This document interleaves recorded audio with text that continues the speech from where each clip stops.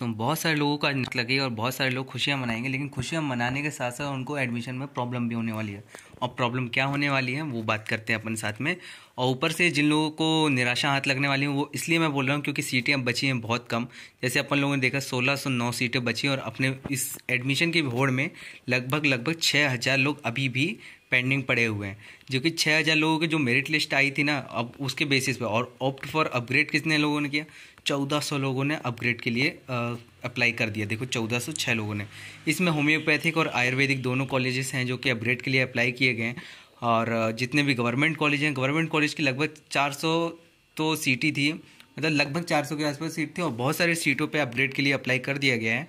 तो उन सारे सीटों में देखो, जैसे गवर्नमेंट और ग्वालियर, जबलपुर, बुरहानपुर और रीवा, यहाँ तक कि हर कॉलेज में अपग्रेड के लिए डाल दिया गया है।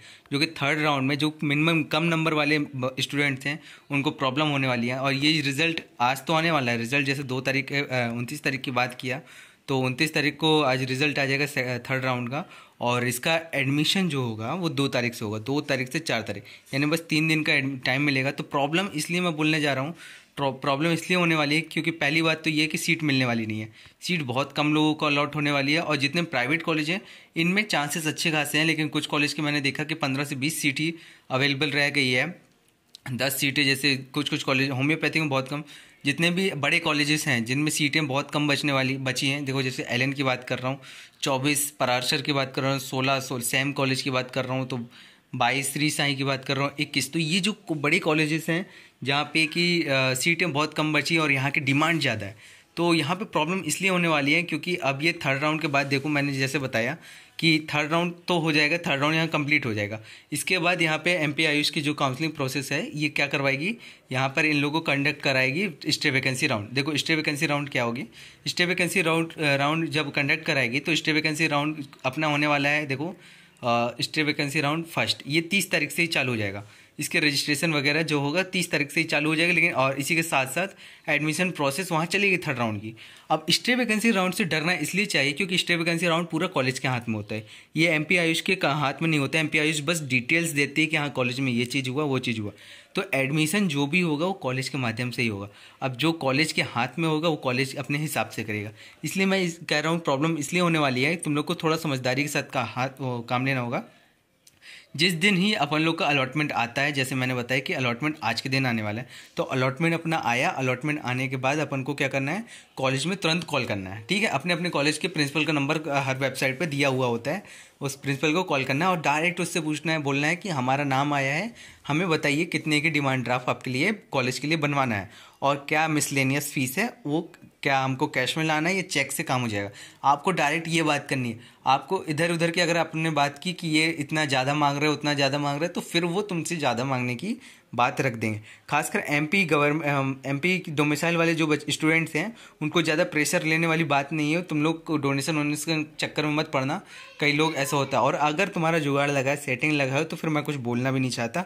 अगर तुम्हारा कहीं से जुगाड़ हो चुका है, जुगाड़ लगा रहे हो, तो फिर मैं उस बारे में नहीं बोल रहा। और जिन लोगों ने एकदम लॉयल्टी के साथ प्रोसेस कर रहे हैं तो उनको ज़्यादा सोचना नहीं है। सीधे उनसे बात करनी है कि हमको डीडी बनवाना है, कितने की बनवाए और क्या कैसा प्रोसेस रहेगा। तो आज के दिन जैसे 2 तारीख है, आज का टाइम तो ख़त्म और कल हो जाएगा 30।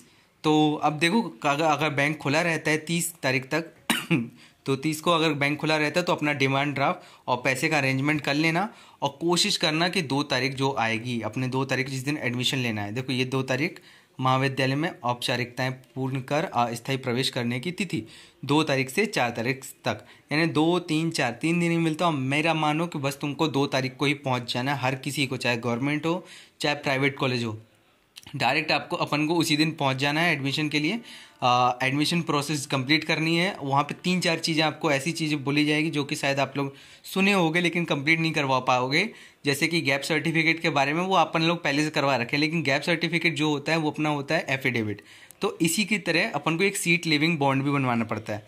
सीट लिविंग बॉन्ड क्या होता है कि जैसे अपन लोग ने पढ़ते पढ़ते बीच रास्ते में कॉलेज छोड़ना चाहा, तो उसकी जितनी भी फीस होती है बची हुई, वो कॉलेज को अपन को पे करनी होती है। ये होता है seat living bond. Government college के लिए 2 लाख रुपए पे करना पड़ता है और प्राइवेट कॉलेज के लिए उनके अनुसार जितना भी उनकी फीस बची हुई होती है वो अपन को पे करनी पड़ती है, तब जाके अपन सीट लिव कर पाते हैं। और ये सीट लिविंग बॉन्ड का जो फॉर्मेट होता है वो कॉलेज ही प्रोवाइड करता है।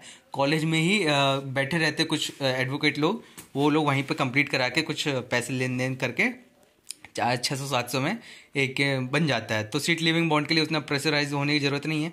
बाकी तुम्हारे हाथ की जो भी डॉक्यूमेंट होते हैं, टीसी हो गया, माइग्रेशन हो गया, और कुछ जैसे एडमिशन स्लिप हो गया, अलॉटमेंट लेटर हो गया, तो एडमिशन स्लिप तो बाद में मिलेगी जब एडमिशन होगा। और इसी के साथ साथ जैसे कुछ बहुत सारी इंपॉर्टेंट चीज़ें होती है, जैसे कि मेडिकल फिटनेस सर्टिफिकेट, ये तो ज़रूर बनवा के जाना, क्योंकि इस चीज़ के लिए बिल्कुल बोल रखा है रूल बुक में भी कि इसके बिना अपन एडमिशन को प्रोवाइड नहीं करवा पाएंगे।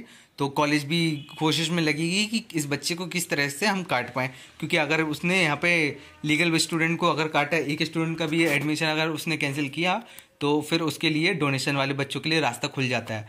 तो ऐसा कोशिश करना। डोनेशन वालों से कोई ऐसे खास बुराई नहीं है मेरी, लेकिन बता रहा हूँ कि जो लोग एग्जैक्ट में लीगल तरीके से एडमिशन लेना चाह रहे हैं, तो उन लोग को प्रॉब्लम ना हो, इसके लिए 2 तारीख को ही एडमिशन कराने पहुँच जाना। और अगर 2 तारीख को प्रॉब्लम हो रही तो 3 तारीख ज़्यादा से ज़्यादा। तो अगर तुम लोग ने और डिले किया तो तुम लोग को दौड़ाते रह जाएंगे कॉलेज वाले इधर उधर। तो समझ रहे हो, मेरी बातों को थोड़ा सा ध्यान से रखना। और अगर तुम लोग को कोई भी और भी जानकारी चाहिए तो, और अगर अभी तक अगर सब्सक्राइब नहीं किया तो प्लीज़ सब्सक्राइब कर लेना, और वीडियो पसंद आई तो लाइक कर देना। और भी कोई हेल्पफुल डाउट तुम्हारा हो तो मैं ज़रूर तुम्हारे लिए क्लियर करने के लिए रहूँगा। तब तक के लिए take care and bye bye.